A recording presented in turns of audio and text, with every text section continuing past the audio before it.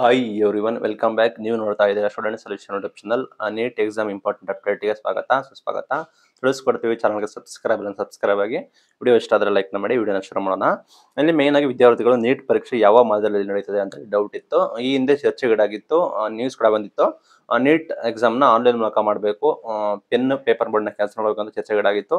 ಸಮಿತಿ ರಚನೆ ಮಾಡಿದ್ರು, ತೀರ್ಮಾನ ಕೂಡ ಆಗಿತ್ತು. ಇನ್ನೇನು ಕೆಲವೇ ಕ್ಷಣದಲ್ಲಿ ಘೋಷಣೆ ಮಾಡಬೇಕಿತ್ತು, ಅನೌನ್ಸ್ಮೆಂಟ್ ಮಾಡಬೇಕಿತ್ತು.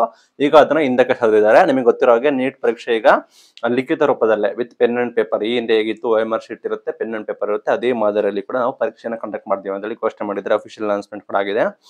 ಲಿಖಿತ ಪರೀಕ್ಷೆ ನಡೆಸ್ತೀವಿ ಅಂತ ಹೇಳಿ ಘೋಷಣೆ ಮಾಡಿದ್ದಾರೆ. ಯಾಕೋ ಹಿಂದೆ ಸರಿದಿದ್ದಾರೆ, ಹೇಳಿದ್ದಾರೆ. ಆದ್ರೆ ನೆಕ್ಸ್ಟ್ ಹೋಗ್ತಾ ನಾವು ಇಂಪ್ಲಿಮೆಂಟ್ ಮಾಡ್ತೀವಿ.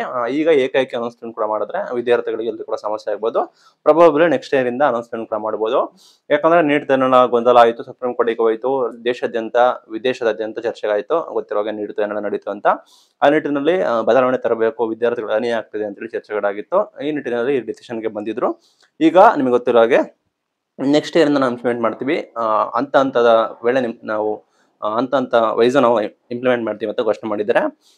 ಆನ್ಲೈನ್ ನಡೆಸಬೇಕಾ ಅಥವಾ ಲಿಖಿತ ಪರೀಕ್ಷೆ ನಡೆಸಬೇಕಾ ಎಂಬ ಕುರಿತು ಅನೌನ್ಸ್ಮೆಂಟ್ ಕೂಡ ಮಾಡಿದ್ದಾರೆ. ನಿಮಗೆ ಗೊತ್ತಿರೋ ಹಾಗೆ ಲಿಖಿತ ರೂಪದಲ್ಲಿ OMR ಶೀಟ್ ಅಲ್ಲೇ ನಿಮಗೆ ನಡೆಸ್ತಾರೆ. ಒಂದೇ ದಿನ ಪಾಳಿ ಆಧಾರದಲ್ಲಿ ನಡೀತದೆ. ಸೇಮ್ ಈಗ ನಡೀತಿತ್ತು ದೇಶಾದ್ಯಂತ ಒಂದೇ ದಿನದಲ್ಲಿ, ಅದೇ ರೀತಿ ಕೂಡ ನಡೀತದೆ ಅಂತ ಹೇಳಿದ್ದಾರೆ. ನೀಟ್ದು ಕಂಪ್ಯೂಟರ್ ಆಧಾರಿತ ಪರೀಕ್ಷೆ ಅಂದ್ರೆ ನೀಟ್ದು ಆನ್ಲೈನ್ ಎಕ್ಸಾಮ್ ತರೋದು ಚಿಂತನೆ ಇದೆ, ಮೊದಲನೇದಲ್ಲ. ಕಲ್ಪನೆ ಕೂಡ ಇದೆ, ಫಸ್ಟ್ ಟೈಮ್ ಅಲ್ಲ. ಈ ಹಿಂದೆ ಕೂಡ ಹಲವು ಬಾರಿ ಚಿಂತನೆ ನಡೆಸಿದ್ರು. ಆದ್ರೆ ನೀಟ್ ಹಗರಣ, ನಮಗೆ ಗೊತ್ತಿರೋ ನೀಟ್ ಸ್ಕ್ಯಾಮ್ ಆಗಿತ್ತು. ಆ ನಿಟ್ಟಿನಲ್ಲಿ ಈ ರೀತಿ ಬೆಳಕಿಗೆ ಬಂದಿತ್ತು ಅಂತ ಘೋಷಣೆ ಮಾಡಿದ್ದಾರೆ. ಅದಕ್ಕೆ ಇಂಪ್ಲಿಮೆಂಟ್ ಮಾಡ್ತೀವಿ ಅಂತ ಹೇಳಿದ್ದಾರೆ.